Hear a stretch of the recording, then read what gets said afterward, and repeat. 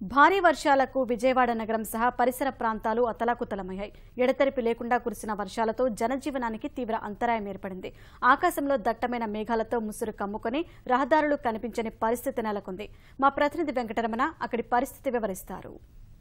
బంగాళాఖాతంలో ఏర్పడినటువంటి అల్పపీడన ప్రభావం ఫలితంగా రాష్ట్ర రాజధాని ప్రాంతం విజయవాడలో భారీగా వర్షాలు కురుస్తున్నాయి. నిన్న ఉదయం నుంచి ప్రారంభమైనటువంటి జల్లులు ఇవాళ కూడా కొనసాగుతున్నాయి. నిన్నంతా కూడా కాస్త తక్కువగా ఉన్నటువంటి జల్లుల తీవ్రత ఇవాళ ఉదయం నుంచి భారీగా పెరిగింది. ఉదయం నుంచి నగర వ్యాప్తంగా అలాగే పరిసర ప్రాంతాలను కూడా భారీగా వర్షం కురుస్తుంది. దీంతో జనజీవనం అస్తవ్యస్తమైంది. ఈ 2 రోజులుగా కురుస్తున్నటువంటి భారీ వర్షాలతో పెద్ద ఎత్తున నీరు ఈ ప్రకాశం బ్యారేజ్ ఎగువన ఇక్కడ బ్యారేజీలోకి చేరుతుంది. దీంతో ఇక్కడికి బ్యారేజీలోకి వస్తున్నటువంటి నీటి తీవ్రత పెరిగింది. ఇవాళ ఉదయం నుంచి తీవ్ర స్థాయిలో వర్షం కురుస్తుండటంతో లోతట్టు ప్రాంతాలన్నీ కూడా జలమయమయ్యాయి. పలు కాలనీలను కూడా ఇబ్బందికర పరిస్థితులు ఏర్పడ్డాయి. దీంతో జిల్లా యంత్రాంగం అప్రమత్తమై ఉంది.